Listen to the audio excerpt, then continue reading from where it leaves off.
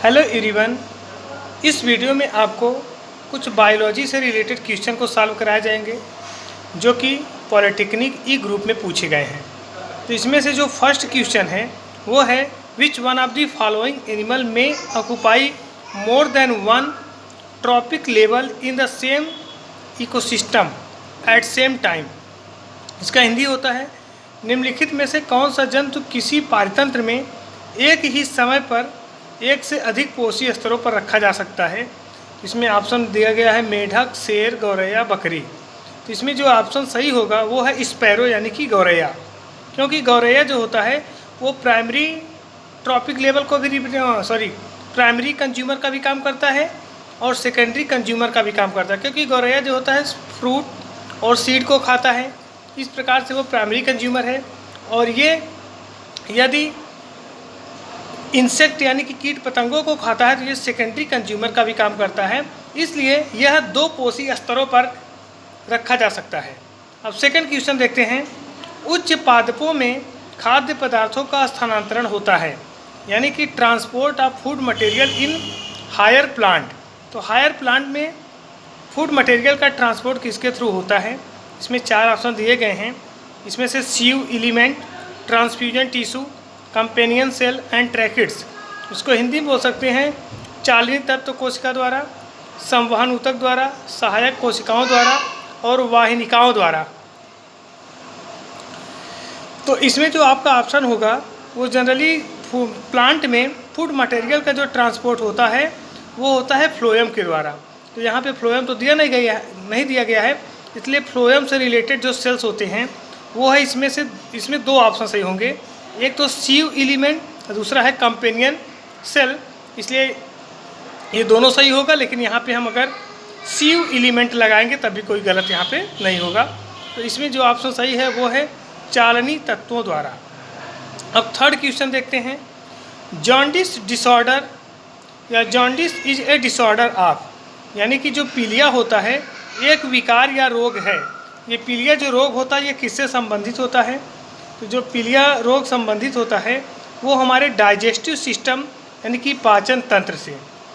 और इस रोग का जो लक्षण होता है कि हमारे स्किन और आँख जो होती है वो पीली हो जाती है, ये लक्षण है। लेकिन पीलिया किस प्रकार का रोग है? तो पीलिया जो होता है हमारे पाचन तंत्र से संबंधित रोग है। अगला क्वेश्चन है निम्नलिखित में से किसकी कमी से मनुष्य में एल्जाइमर रोग होता है? तो एल्जाइमर रोग किसकी कमी से होता है? इसको इंग्लिश में देख सकते हैं Alzheimer disease in human is associated with the deficiency of, यानी कि मनुष्य में एल्जाइमर रोग किसकी कमी से होता है? इसमें जो ऑप्शन है सी ये सही है, यानी कि एसिटिल कोलिन। जो एसिटिल कोलिन होता है एक प्रकार का ये क्या होता है? ये न्यूरोट्रांसमीटर होता है, इसकी कमी से एल्जाइमर रोग होता है। अब अगला हम देखते हैं क्वेश्चन। रुधिर वाहिकाओं को स्तरित करने वाली कोशिकाएं संबंधित होती हैं, यानी कि जो सेल लाइनिंग होती है ब्लड वेसल्स की वो किसकी बनी होती है? तो वो होता है स्क्वैमस एपिथेलियम, या इसको हम बोल सकते हैं सल की उपकला से। यानी कि जो हमारा रुधिर वाहिनिका का जो स्तर बना होता है वो किसका बना होता है? स्क्वैमस एपिथेलियम द्वारा। अगला क्वेश्चन देखते हैं। कुछ जीवों के अभिलक्षणों के संबंध में निम्नलिखित कथनों में से सही संयोजन का हमें चयन करना है।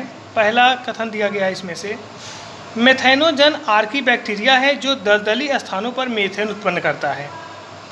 दूसरा है नॉस्टाक एक तंतुमय नील हरित शैवाल है जो वायुमंडलीय नाइट्रोजन का स्थिरीकरण करता है। सी है रसायन संश्लेषी स्वपोषी जीवाणु ग्लूकोज से सेलुलोज का निर्माण करते हैं।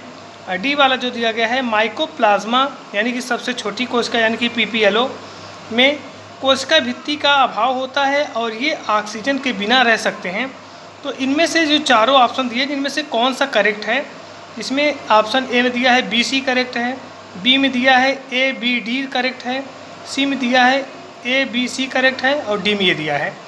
तो इसमें जो करेक्ट आंसर है वो है बी में, यानी कि ए बी डी ये चार कथन दिए गए। इन चारों कथनों में से एक कथन सही है कि मेथेनोजन आर्की बैक्टीरिया है जो दलदली स्थानों पर मीथेन उत्पन्न करता है, और बी भी सही है कि नॉस्टाक एक फिलामेंटस ब्लू ग्रीन एल्गी है जो नाइट्रोजन का स्थिरीकरण करता है। और डी भी सही है कि माइकोप्लाज्मा में कोशिका भित्ति का अभाव होता है और ये बिना ऑक्सीजन के रह सकते हैं। लेकिन ये ऑप्शन गलत है कि रसायन संश्लेषी जो जीवाणु होते हैं वो ग्लूकोज से सेलुलोज का निर्माण करते हैं। ये ऑप्शन गलत है, इसलिए हमारा जो ऑप्शन होगा वो बी सही हो जाएगा, यानी कि ए, बी एंड डी। अब नेक्स्ट क्वेश्चन देखते हैं।